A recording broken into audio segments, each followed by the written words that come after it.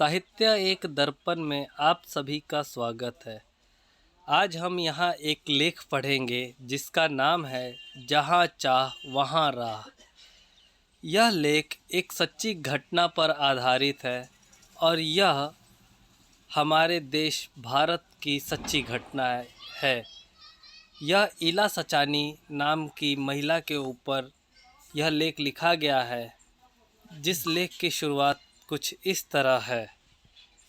मलमली धोती का बादामी रंग खिल उठा था, किनारों पर कसूती के टाकों से पिरोई हुई बेल थी, पल्लू पर भरवां टांके अपना कमाल दिखा रहे थे।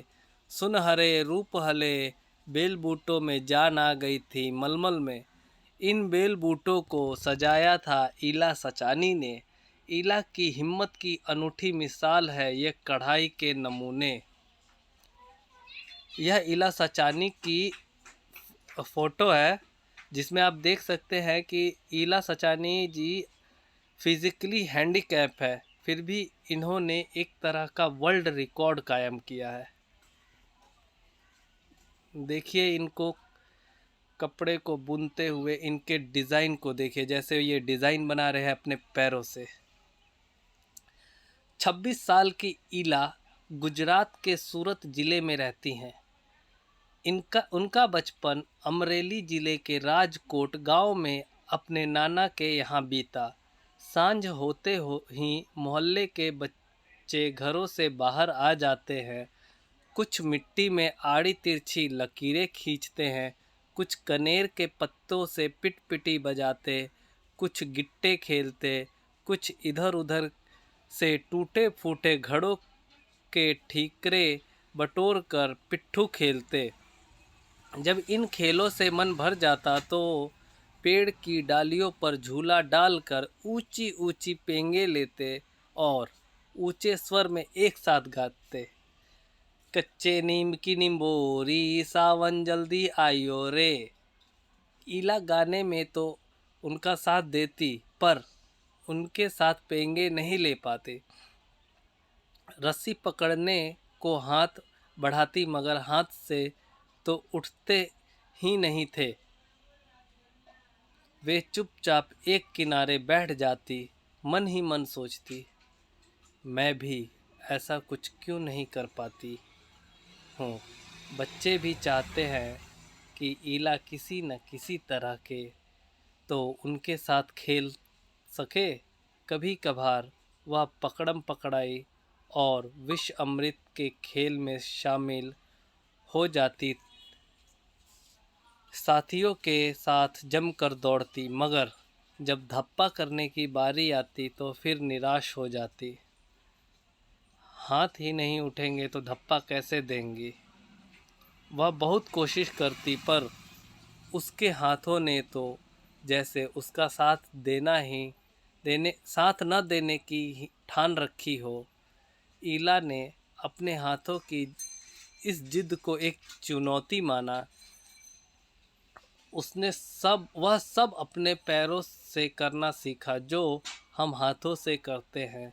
दाल भात खाना, दूसरों के बाल बनाना, फर्श बुहारना, कपड़े धोना, तरकारी काटना, यहाँ तक कि तख्ती पर लिखना भी। उसने एक स्कूल में दाखिला ले लिया। दाखिला मिलने में भी उसे परेशानी हुई। कहीं तो उसकी सुरक्षा को लेकर चिंता थी, कहीं उसके काम करने की गति को लेकर। किसी काम को तो वह इतनी फुर्ती से कर जाती कि देखने वाले दंग रह जाते, पर किसी किसी काम में थोड़ी बहुत परेशानी तो आती ही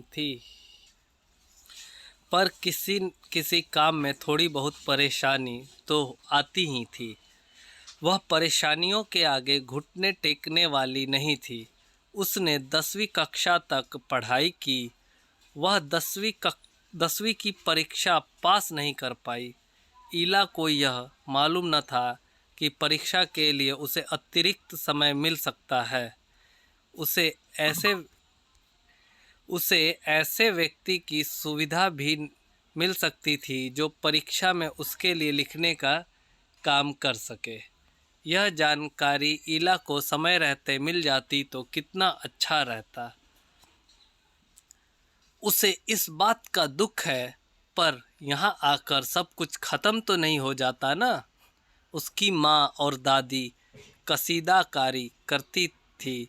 वह उन्हें सुई में रेशम पिरोने से लेकर बूटियाँ उकेरते हुए देखती। न जाने कब उसने कसीदाकारी करने की ठान ली। यहाँ भी उसने अपने पैरों के अंगूठे का सहारा लिया। दोनों अंगूठों के बीच सुई थाम कर कच्चा रेशम पिरोना कोई आसान काम नहीं था। पर कहते हैं ना, जहाँ चाह वहाँ राह। उसके विश्वास और धैर्य ने कुदरत को भी झुठला दिया। 15-16 साल की होते होते इला काठियावाड़ी कशीदाकारी में माहिर हो चुकी थी। किस वस्त्र पर किस तरह के नमूने बनाए जाए, कौन से रंगों से नमूना खिल उठेगा और टाँके कौन से लगें, यह सब वह समझ गई थी। एक समय ऐसा भी आया जब उसके द्वारा काढ़े गए परिधानों की प्रदर्शनी लगी। इन परिधानों में काठियावाड़ के साथ साथ लखनऊ और बंगाल भी झलक रहा था। इला ने काठियावाड़ी टांकों के साथ साथ और कई टांके भी इस्तेमाल किए थे। पत्तियों को चिकनकारी से सजाया था, डंडियों को कांथा से उभारा था, पशु पंछियों की ज्यामितीय आकृतियों को कसूती और जंजीर से उठा रखा था। पारंपरिक डिजाइनों में यह नवीनता सभी को बहुत भाई। इला के पाँव अब रुकते नहीं थे। आंखों में चमक, होठों पर मुस्कान और अनूठा विश्वास लिए वह सुनहरी रूपहली बूटियां उकेरते थकती नहीं है। इसी के साथ यह लेख समाप्त होता है। जैसा कि आपने देखा, इला सचानी जो अपने हाथों से तो अपंग थी, परंतु इन्होंने अपने जीवन में कभी हार नहीं मानी और इन्होंने अपने पैर के अंगूठों से कितने अच्छी अच्छी डिज़ाइनें बनाई, जिसके लिए इनके डिज़ाइनों की प्रदर्शनी भी लगाई गई है।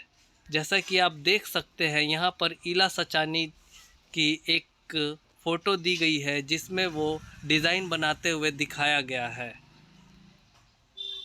ऐसे ही लोगों के लिए दिल से सलाम है। आशा करते हैं कि आपको यह लेख बहुत ही अच्छा लगा होगा। अगर अच्छा लगे तो लाइक, शेयर एंड सब्सक्राइब करें। धन्यवाद।